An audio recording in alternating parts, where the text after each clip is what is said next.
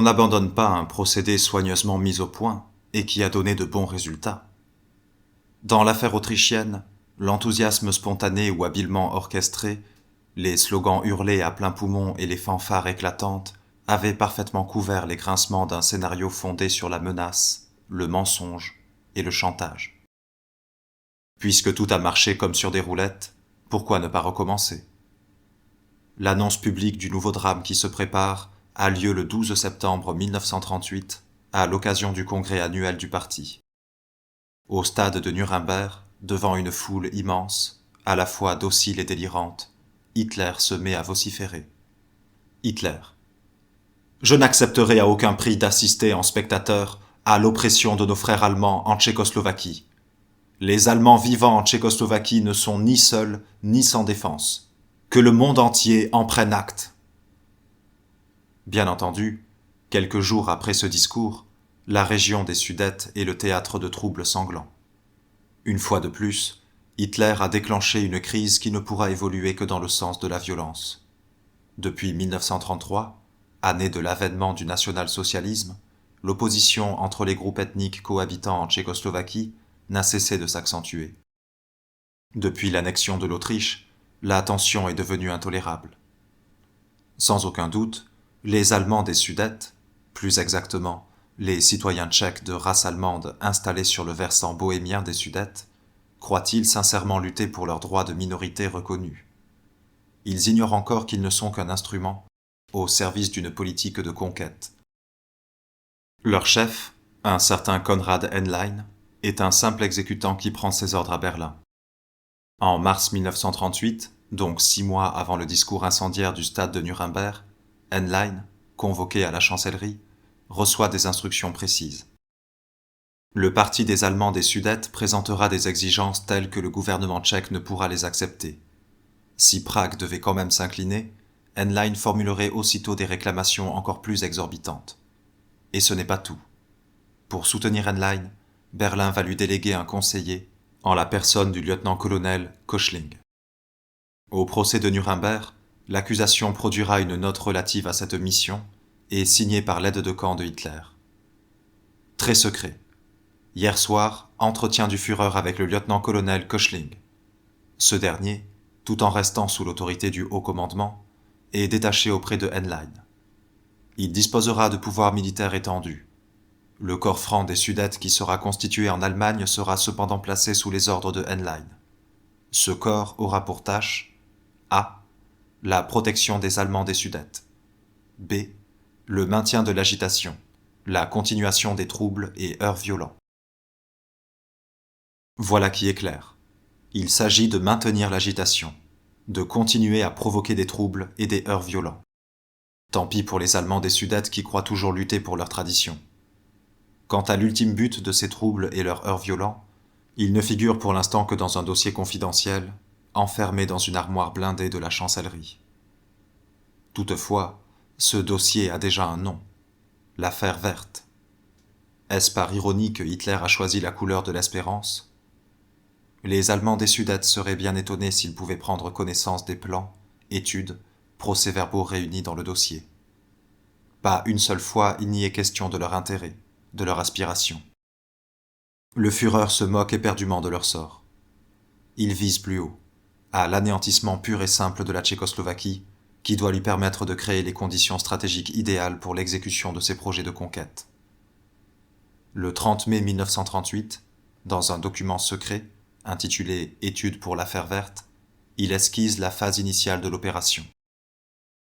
J'ai pris la décision irrévocable d'anéantir la Tchécoslovaquie par une action militaire, et cela à une date assez rapprochée.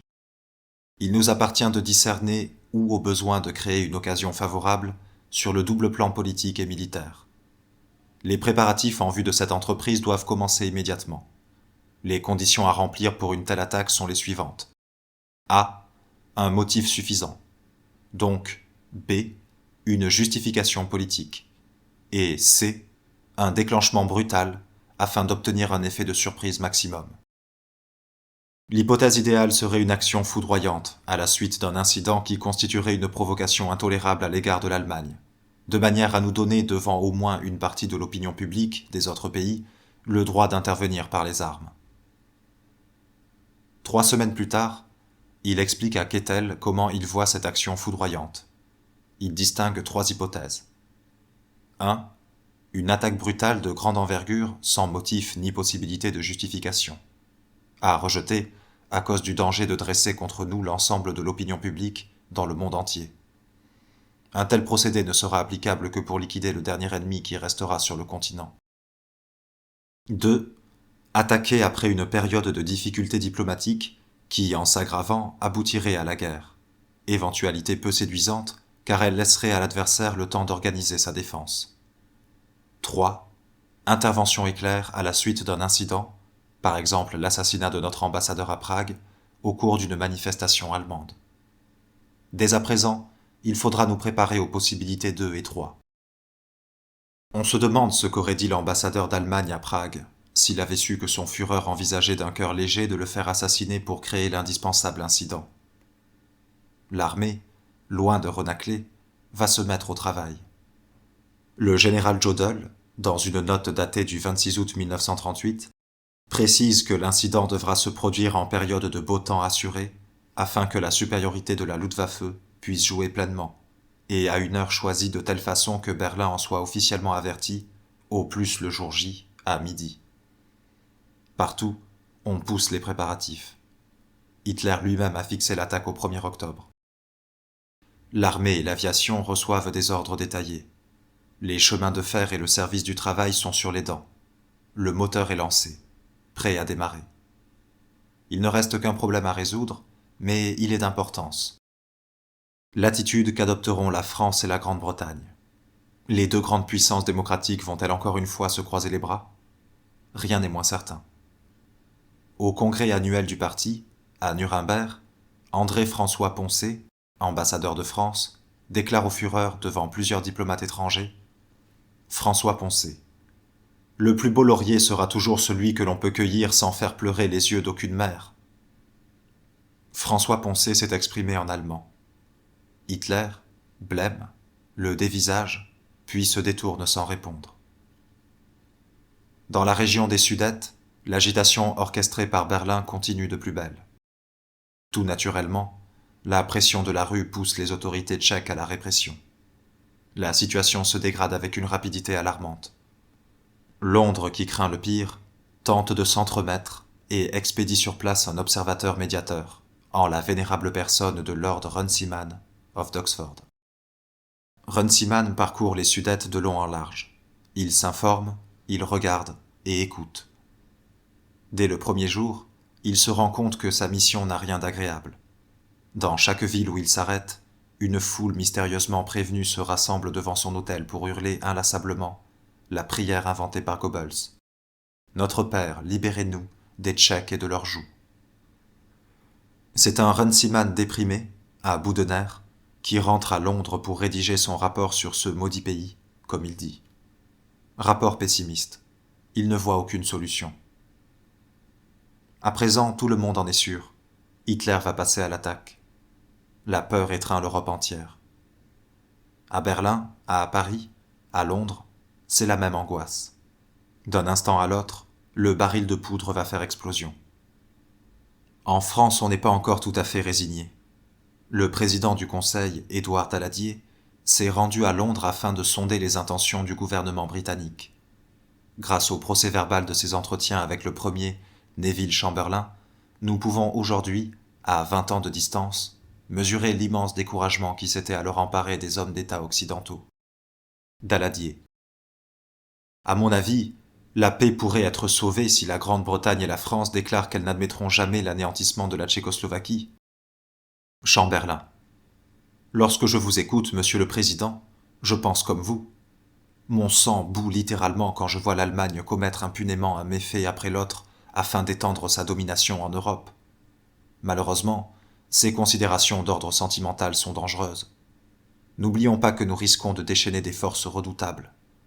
Dans cette partie que nous sommes contraints de jouer, il ne s'agit pas d'argent, mais d'êtres vivants.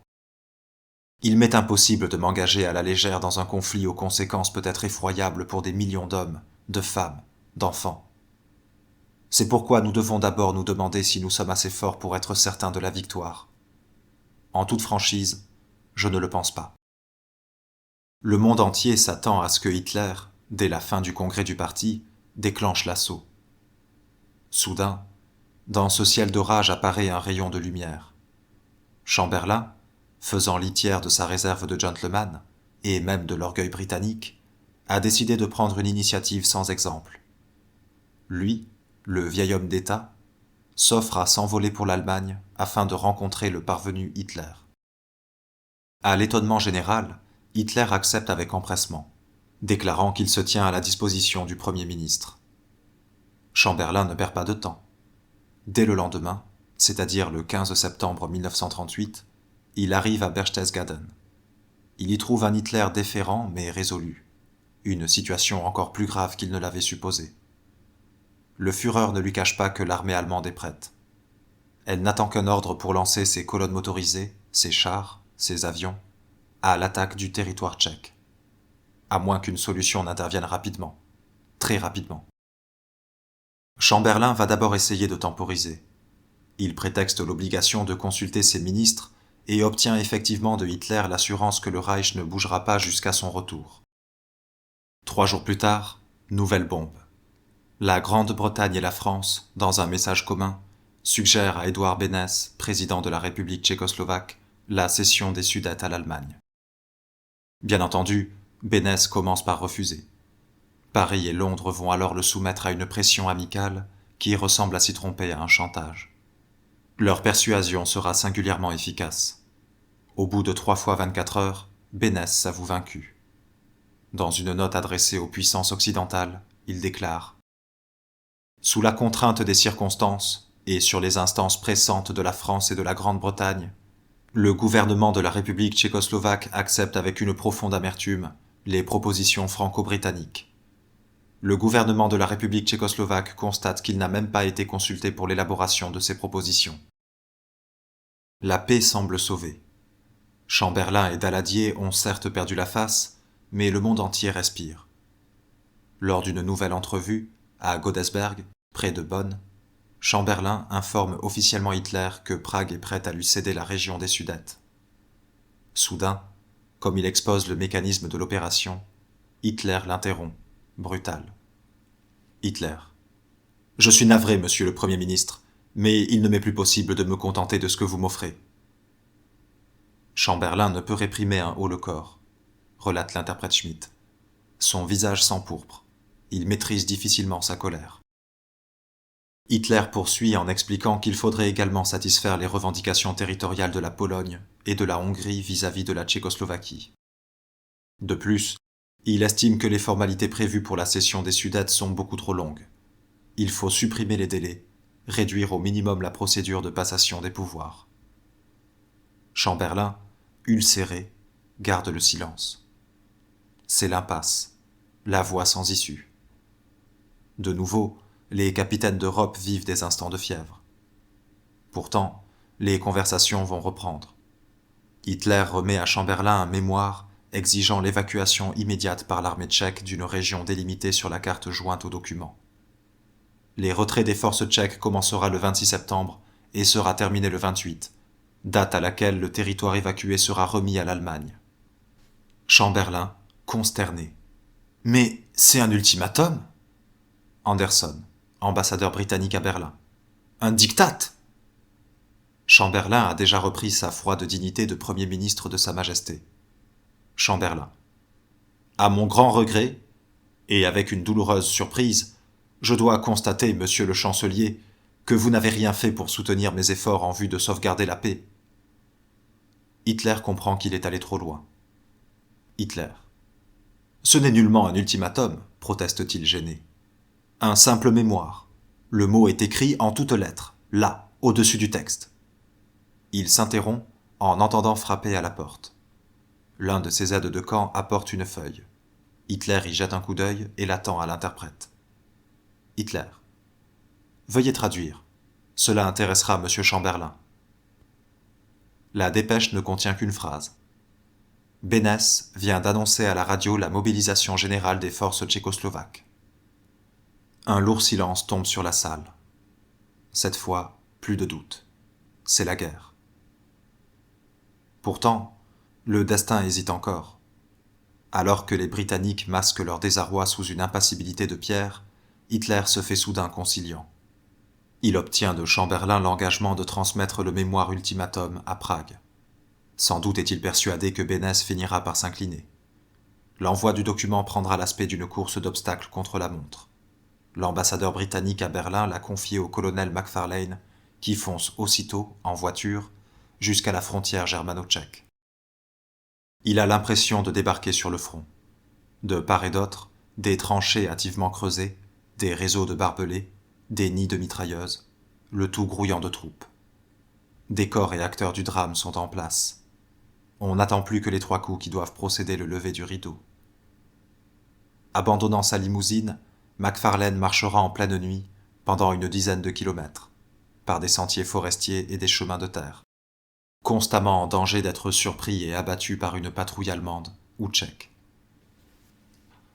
Enfin, le document parvient au gouvernement de Prague. Bénès en repousse les conditions de la manière la plus catégorique. Le même jour, on est le 26 septembre 1938, Hitler, au Palais des Sports de Berlin, prononce son fameux discours. Dans le silence tendu, sa voix rauque lance des phrases qui feront immédiatement le tour du globe. Hitler.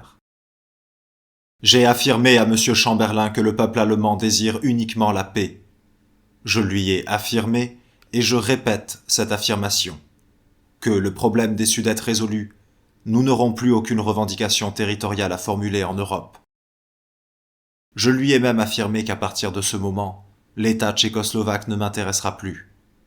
De toute façon, nous ne voulons pas des Tchèques dans le Reich. Quelques heures plus tard, il va déclarer à Sir Horace Wilson, conseiller de Chamberlain, que la décision dépend à présent de Prague. À Bénès de choisir entre l'acceptation ou le refus des propositions allemandes. S'il refuse, la Wehrmacht rayera la Tchécoslovaquie de la carte. L'Anglais se lève, se dresse de toute sa taille. Wilson. Puisqu'il en est ainsi, il me reste à m'acquitter d'un message du Premier ministre. Je vous prie, monsieur le chancelier, de prendre connaissance de la communication suivante.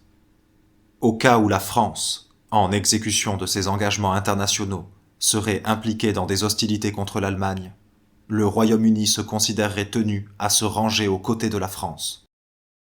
Il n'en faut pas plus pour déchaîner la colère du Führer. Hitler. Si la Grande-Bretagne et la France veulent nous attaquer, qu'elles ne se gênent pas, à leur aise. Moi, je suis préparé à toute éventualité. Si vos gouvernements le préfèrent ainsi, eh bien, d'ici une semaine, nous serons tous en guerre. N'y a-t-il vraiment plus d'espoir ? La France, elle, est résolue à se battre pour la Tchécoslovaquie. La veille du discours, au Palais des Sports, Daladier a reçu Chamberlain. L'entretien des 2 chefs de gouvernement est bref, empreint d'une terrible gravité. Daladier. À mon avis, il faudrait tenter de lancer une offensive terrestre contre l'Allemagne. Quant à la guerre aérienne, on devrait pouvoir bombarder certains grands centres militaires et industriels. Chamberlain. Quelle attitude allons-nous adopter si d'ici 2 ou 3 jours l'Allemagne envahit la Tchécoslovaquie ? Je ne vous cacherai pas que nous avons reçu des informations alarmantes sur l'état de l'aviation française. Imaginons que nous déclarions la guerre, et que, dans les 24 heures, une pluie de bombes s'abatte sur Paris, vos usines, vos bases militaires, vos aérodromes. La France serait-elle alors en mesure de se défendre, et surtout de riposter efficacement ? Daladier. En posant cette question, voulez-vous dire que nous devons rester inactifs ? Le retour de Daladier et de son ministre des Affaires étrangères Georges Bonnet est retardé par la tempête qui souffle sur la Manche et le nord de la France. Au Bourget, devant la foule des journalistes qui assiègent la passerelle, Bonnet relève frileusement le col de son manteau. Ses lèvres exsangues ne laissent passer qu'une phrase. Bonnet. La guerre paraît inévitable. À Paris, la défense civile distribue des masques à gaz. À Berlin, on vérifie le fonctionnement des sirènes d'alerte. À Londres, Chamberlain travaille la moitié de la nuit au discours qu'il doit prononcer aux communes. L'invasion commencera demain. Lentement, à grands traits de plume, Chamberlain note les points essentiels de sa déclaration. la Grande-Bretagne sera aux côtés de la France. Pourtant, dans les ténèbres, une ultime étincelle refuse de s'éteindre. Chamberlain s'est adressé à Mussolini pour lui demander d'intercéder auprès de Hitler, de réclamer un sursis. Démarche tardive. L'énorme machine qu'est une armée en marche ne se laissera peut-être plus arrêter. On l'arrêtera quand même. À 5 heures du matin, ce 28 septembre 1938, qui doit être le jour J de l'attaque allemande, l'ambassadeur britannique, à Rome, est brusquement tiré du lit. Londres le charge de se rendre sur le champ auprès de Mussolini afin de lui transmettre la proposition, pour ne pas dire la prière, de son chef de gouvernement. Lord Percy se précipite vers le comte Ciano. On perd un temps précieux en allées et venues inutiles. Mais à 11 heures, Mussolini lui-même prend le téléphone et appelle Attolico, son ambassadeur à Berlin. Mussolini. Ici le Duce. Tu m'entends bien? Alors écoute. Lâche tout. Cours à la chancellerie et informe le Führer que le gouvernement britannique est disposé à accepter ma médiation. Dis au Führer que la décision n'appartient qu'à lui, que mon appui total lui est acquis, mais qu'à mon avis, une telle médiation peut donner des résultats appréciables. Tu m'as bien compris? Attolico. Oui, parfaitement. Mussolini. Alors dépêche-toi. En effet, Attolico va se dépêcher. À peine 5 minutes plus tard, il téléphone à Ribbentrop. Dans son émotion, il oublie sa dignité d'ambassadeur au point de bredouiller. Attolico. J'ai un message personnel du Duce. Il faut que je voie le Führer immédiatement, de toute urgence. Vite, vite. Ribbentrop comprend que ce n'est pas le moment d'invoquer des considérations protocolaires. Ribbentrop. Allez directement à la chancellerie. Fixez un grand drapeau italien au capot de votre voiture pour que les sentinelles vous laissent passer. Déjà, Attolico se jette dans l'escalier, hurlant le nom de son chauffeur, réclamant un grand drapeau, le plus grand, le plus beau. Presto, prestissimo. C'est qu'à présent, on lutte pour des minutes. Au fond, personne ne sait pourquoi les canons allemands n'ont pas tiré. D'une seconde à l'autre, le premier obus peut éclater dans les positions tchèques. À la chancellerie, un aide de camp commet l'impensable sacrilège d'aller chercher Hitler en pleine conférence. Attolico, qui trépigne dans le couloir, lui crie de loin le message du Duce. Hitler réfléchit brièvement, puis il se décide. Hitler. Dites au Duce que j'accepte. À Londres, à cette même heure, Chamberlain commence son discours. Chamberlain. Nous devons aujourd'hui faire face à une situation d'une gravité exceptionnelle, aussi grave que celle de l'été 1914.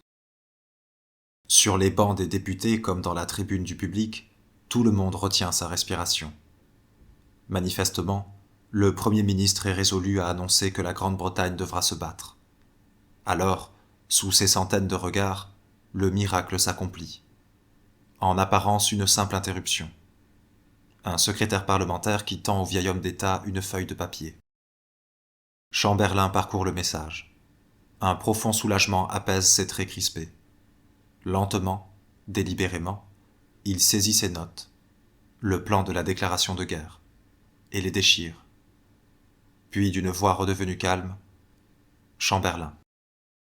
J'ai l'honneur de vous faire part d'une importante communication. Monsieur Hitler m'invite à Munich pour demain. La même invitation a été adressée à monsieur Daladier et Mussolini. Les communes m'autoriseront, j'espère, à faire ce déplacement, afin que je puisse essayer de profiter de ce dernier effort pour obtenir quand même un résultat. Je ferai de mon mieux. Il ne peut aller plus loin. Une tempête d'applaudissements éclate sous les voûtes austères du Parlement. On n'a rien vu de semblable depuis la séance historique du 4 août 1914, où Sir Edward Grey annonça l'entrée en guerre de la Grande-Bretagne. Peu de conférences ont fait couler autant d'encre que celle de Munich. Elle fut pourtant brève, à peine 48 heures. Le 30 septembre, tard dans la soirée, Chamberlain, Daladier, Mussolini et Hitler signèrent le fameux pacte qui prévoyait la cession de la région des Sudètes à l'Allemagne. Quant à la Tchécoslovaquie, elle n'avait qu'à s'incliner. La guerre éclatera quand même. Au fond, Munich est moins l'histoire d'une lâche capitulation que, surtout, un marché de dupes. Pendant que la discussion des 4 chefs de gouvernement s'achemine vers sa lamentable conclusion, la délégation tchèque, pratiquement séquestrée à l'hôtel Regina, que garde la Gestapo, attend dans l'angoisse. Enfin, à 1h30 du matin, une voiture vient chercher Hubert Masaryk, conseiller d'ambassade, et 2 autres hauts fonctionnaires de Prague, pour les conduire à la Maison Brune. À leur surprise, ils n'y trouvent plus que les Anglais et les Français. Allemands et Italiens sont partis se coucher. L'atmosphère était sinistre, écrira Masaryk. Les Français, visiblement, auraient préféré être ailleurs. En revanche, Chamberlain, bâillant sans retenue, paraissait parfaitement détendu. On nous déclara d'un ton passablement brutal qu'un pacte venait d'être signé et que le dit pacte constituait un jugement sans appel. Il ne nous resta qu'à nous retirer. Il y aura cependant des réactions. À Berlin, l'ambassadeur français André-François Poncet ne cache pas son indignation. Voilà comment nous traitons les seuls alliés qui nous aient gardé une fidélité totale. À Prague, le ministre des Affaires étrangères constate. De toute manière, nous ne serons pas les derniers à être immolés ainsi. Après nous, d'autres connaîtront le même sort. Le 1er octobre 1938, donc exactement à la date que Hitler s'était fixée, la Wehrmacht occupe la région des Sudètes. Beneš démissionne et s'exile aux États-Unis. Une paix étouffante, terriblement précaire, pèse sur l'Europe. À l'aérodrome de Londres, Chamberlain, à sa descente d'avion, tire de sa poche le texte du pacte de Munich et le brandit comme un trophée. Chamberlain. Peace in our time, lance-t-il au journaliste qui assiège la passerelle. Cet optimisme, certains de ses compatriotes sont loin de le partager. Winston Churchill, encore simple député, ne ménage pas ses critiques. Ce n'est qu'une première gorgée, l'avant-goût du calice amer qu'on nous présentera chaque année, lance-t-il aux communes. Et Neville Anderson, ambassadeur britannique à Berlin, écrit à Lord Halifax, chef du Foreign Office, « Pour moi, cette affaire est infiniment pénible. Je dirais même qu'elle m'écœure. J'en garde une véritable nausée dont je voudrais bien me débarrasser. Je vous serais extrêmement obligé si vous pouviez m'envoyer ailleurs. J'aimerais ne plus jamais avoir affaire aux Allemands. » La paix pour notre époque? Quelle dérision! Le 21 octobre, 3 semaines seulement après l'occupation des Sudètes, Hitler et Keitel signent une instruction secrète qui sera lue au procès de Nuremberg. Les tâches à venir de la Wehrmacht et les préparatifs qui incombent au haut commandement, liquidation définitive de la Tchécoslovaquie, récupération du territoire de Memel. À présent, Hitler ne se donne même plus le mal d'inventer ou de fabriquer des prétextes. Moins de 6 mois après Munich, le 14 mars 1939, arrive à Berlin M. Hacha, président de la République tchécoslovaque, et M. Jwalskowski, son ministre des Affaires étrangères, invité par l'ambassadeur du Reich à Prague. Invitation qui ressemble étrangement à une convocation. Depuis plusieurs jours, la presse nazie accuse bruyamment les Tchèques de brutaliser la minorité slovaque et même, crime inconcevable, des citoyens allemands de passage dans le pays. Des éditoriaux vibrants d'indignation constatent la nécessité de liquider rapidement ce foyer de troubles, situé au cœur de l'Europe. À l'Allemagne de faire respecter l'ordre et la paix. Décidément, on aura tout vu. Arrivés dans la soirée, Hacha et Jwalkowski attendront jusqu'à 1h du matin le redoutable honneur d'être admis auprès du Führer. À cette heure-là, la Wehrmacht a déjà reçu l'ordre de marcher sur Prague. Hitler n'en fait pas un secret. Hitler. En ce qui me concerne, les dés sont jetés depuis hier, déclare-t-il froidement, en guise de préambule. L'occupation de votre pays commencera ce matin même à 6 heures précises. Hacha et Jwalkowski, tassés dans leur fauteuil, paraissaient littéralement pétrifiés, relate l'interprète Schmitt. Seuls leurs yeux qui clignotent montrent qu'ils sont encore en vie. On invite Hacha à signer 2 textes. Le premier interdira aux forces tchèques d'opposer la moindre résistance. Le second proclamera que la Tchécoslovaquie se place sous la protection de Hitler. Göring, massif, cynique, explique à Hacha, petit vieillard de 80 ans, qu'en cas de refus, ces bombardiers transformeront Prague en un morceau de ruine. Vers 3 heures du matin, Hacha a une crise cardiaque. Il s'évanouit. Le docteur Morel, médecin personnel de Hitler, va lui faire une piqûre. Lentement, Achat reprend connaissance. Hitler. Eh bien, monsieur Achat, s'impatiente le Führer. La voix du vieil homme est à peine perceptible. Achat. Je me rends compte que toute résistance est inutile. À 3h55, Achat et Chvalkovski, Hitler et Ribbentrop signent les documents qui mettent fin à l'existence de la Tchécoslovaquie. Le lendemain, Hitler fait son entrée à Prague. Peu lui importe le silence glacial de la ville, la réprobation silencieuse du monde entier, du moment qu'il a eu gain de cause. Aveugle parce qu'il ne veut voir, sourd parce qu'il ne veut pas entendre, il se refuse à comprendre qu'à présent, la mesure est comble. Dans toutes les capitales, la résignation des gouvernements fait place à la colère. À Londres, Chamberlain ne mâche pas ses mots. Chamberlain. Monsieur Hitler a dit « Nous n'avons plus de revendications territoriales à formuler ». Il a affirmé « Nous ne voulons pas de Tchèques dans le Reich ». Ces belles assurances, nous savons à présent ce qu'en vaut l'ONU. Quel crédit pourrions-nous accorder désormais aux déclarations venant de cette source? Manifestement, la patience des grandes puissances est à bout. Un pas de plus dans cette voie, et ce sera la guerre. Mais Hitler, obnubilé, ne se rend plus compte des réalités. Le 23 mai 1933, il fixe aux généraux le prochain but à atteindre, l'attaque de la Pologne, à la première occasion. Et les généraux, dociles, subjugués, se mettent au travail. L'Allemagne marchera comme un seul homme. Ce sera la marche vers l'abîme.